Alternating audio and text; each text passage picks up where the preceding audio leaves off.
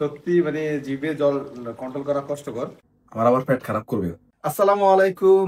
আজকে দেখাবো সহজে কিভাবে জলপাইয়ের আচার তৈরি করবেন এবং 1 বছর পর্যন্ত সংরক্ষণ করে রাখবেন। টেকনিক গুলো সহ আছে ভিডিওতে অনেক ধরনের টিপস। দেরি না করে শুরু করছি আজকের ভিডিও। প্রথমে আমি একটি মোটা কড়াই অথবা পাতিলে, যেটাই নেন সমস্যা নেই। আমার পাতিলের অনেক মোটা, আচার সবসময় একটু মোটা পাতিলে নেওয়ার চেষ্টা করবেন। তো এখানে আমি পানি দিয়ে দিচ্ছি 1 কাপ। 1 কাপ পানির সাথে দিয়ে দিচ্ছি, একটু মেপে দিই, তাতে আপনারা সহজে রান্না করতে পারবেন এবং বুঝবেন। একটু সাইড দিয়ে পড়ে যাচ্ছে।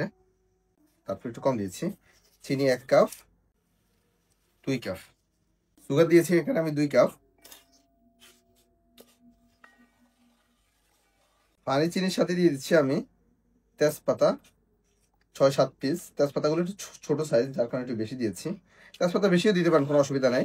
পরে তুলে নেবেন, যখন তেজপাতার ফ্লেভারটা শিরার ভিতরে যাবে তারপর তুলে নিলে চলবে। আবার অতিরিক্ত দিয়ে জীবনটা তেজপাতা করিয়েন না। তারপর দিয়ে দিচ্ছি কয়েক পিস দারচিনি।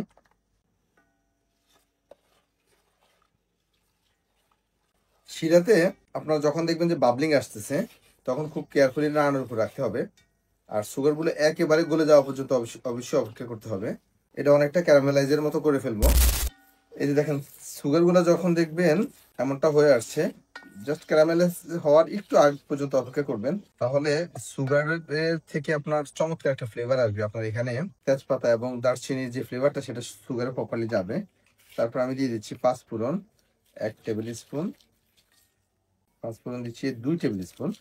পাঁচফোড়নটা একটু কম বেশি করে দিতে পারেন, কোনো অসুবিধা নেই। আর পাঁচফোড়নটা মূলত হচ্ছে আপনার আচারের জন্য মেন ফ্লেভার যে হিট করে, সেটা হচ্ছে পাঁচফোড়নে। আর দেখা গেছে যে আমরা যেই আচারে তৈরি করি, অনেক সময় দেখা গেছে লং টাইম ফ্রিজে রেখে দিলে একটু হালকা একটু গন্ধ আসার সম্ভাবনা থাকে। পাঁচফোড়নের ফ্লেভারটা যদি একটু স্ট্রং হয়, সেক্ষেত্রে এই গন্ধটা থাকবে না। এই যে সুগারটা এখন গলা শুরু করছে অলরেডি, স্টপ করতে হবে।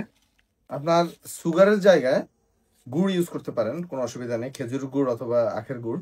আখের গুড়ে কিন্তু আচার যথেষ্ট ফ্লেভারফুল হয়, খুবই টেস্ট লাগে। আমি যতবারই আচার তৈরি করেছি গুড় দিয়ে বেশিরভাগই করেছি। সুগার দিয়ে করার কারণটা হচ্ছে মূলত অনেকেই সুগার যে ক্যারামেল করে যে আচারটা তৈরি করা, এই প্রসেসটা জানে না, যার কারণে আমি আজকে সুগারটা দিয়ে দেখাচ্ছি। আর এই ক্যারামেলটা কিন্তু অতিরিক্ত করা যাবে না, এতে করে তিতা হয়ে যাবে। জাস্ট এই যে যখন দেখবেন সুগারটা গলতেছে, এই সময়টা আসলে তারপর অ্যাড করে দিবেন সরিষার তেল। এখানে দিয়েছি 250 ml। 250 ml অর্থাৎ হাফ লিটার সরিষার তেল দিয়েছি। সরিষার তেল বেশি দেওয়ার কারণ আছে। আপনার আচারে তেল কিন্তু আপনার আচারটা প্রিজারভেটিভের কাজ করে, সুগার এবং তেল। তারপর দিয়ে দিচ্ছি 1/2 কাপ আদা স্লাইস করে।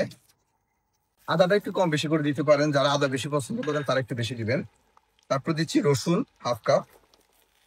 রসুনটাও সেম কম বেশি করে দিতে পারেন।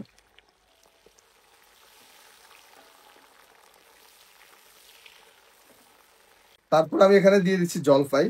এই জলপাই আছে এখানে টোটাল 2 কেজি। আর জলপাইগুলো দেখেন, এই যে আমি একটু 3-4 ভাবে হালকা চাকু দিয়ে কেটে নিয়েছি। আমি দেখাচ্ছি কিভাবে কাটছি। শুধু চাকু দিয়ে এভাবে 3 থেকে 4টা দাগ দিয়ে নেবেন, তাহলে হবে। তারপর ভালো করে এগুলো ওয়াশ করে নিয়েছি।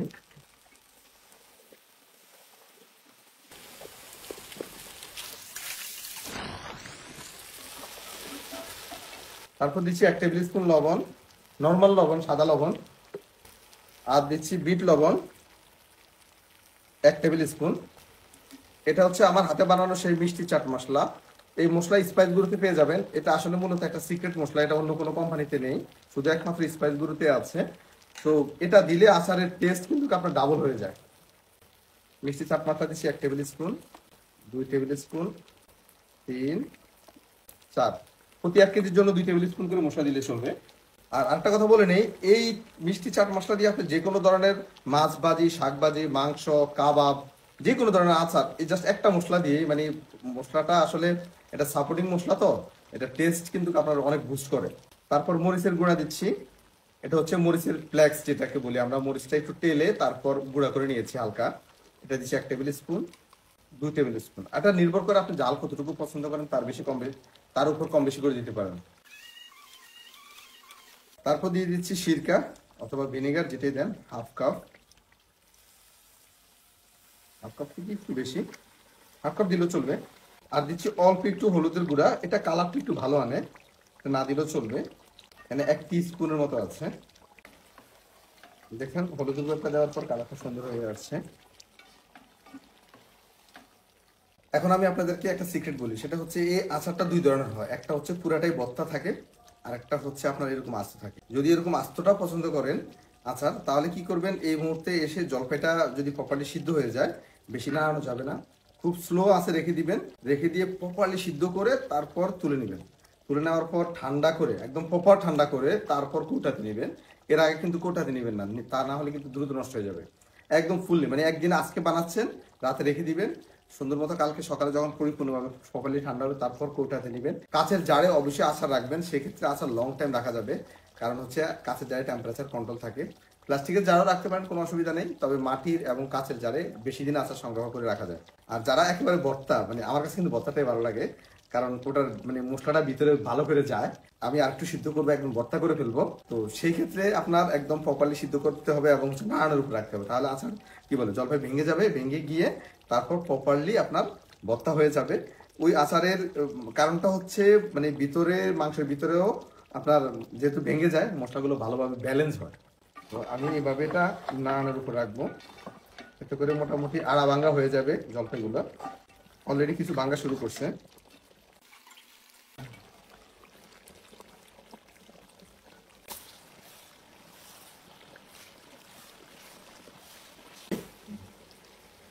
এই যে দেখেন, আমি কিন্তু সবগুলো জলপাই একবারে পুরো ভর্তা করি না, কিছু ভর্তা হয়েছে অর্ধেকের মতো, আর অর্ধেক আস্ত আছে। আর এটার যে গ্রান এখন লাগতেছে, সত্যি মানে জিভে জল কন্ট্রোল করা কষ্টকর, রিয়েলি ইয়ামি। তো এই পর্যন্ত আর কোনো কাজ নেই, এখন কাজ হচ্ছে প্রপার ঠান্ডা না করে কোটায় ঢুকানো যাবে না, এটা মাস্ট বি মনে রাখবেন। এটা অনেকে আমরা ভুল করে ফেলি, একটু হালকা গরম থাকা অবস্থায় ঢুকে ফেলি, তারপরে এতে কি হয়, ভিতরে স্টিম জমে যায়, পানি জমে যায়, যার কারণে আচার দ্রুত নষ্ট হয়ে যায়। আমি একটা বলে অল্প একটু দিচ্ছি আপনাদেরকে টেক্সচারটা বোঝানোর জন্য। ও মাশাআল্লাহ, দেখেন কতটা লোভনীয়। অর্ধেক জলপাই গলে গেছে আর অর্ধেক আস্ত আছে, তার মানে দুইটা স্বাদে নেওয়া সম্ভব। এখন আবার অনেকে বলবেন যে ভাই জলপাইয়ের আচার বিক্রি করেন না। না ভাই, আমি জলপাইয়ের আচার বিক্রি করি না, আমি শুধু আপনাদেরকে রেসিপি শেয়ার করার জন্য দেখাচ্ছি।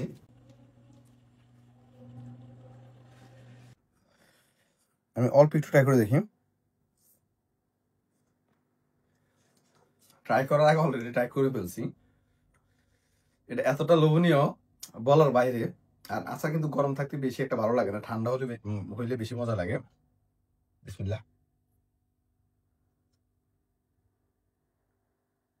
হুম হুম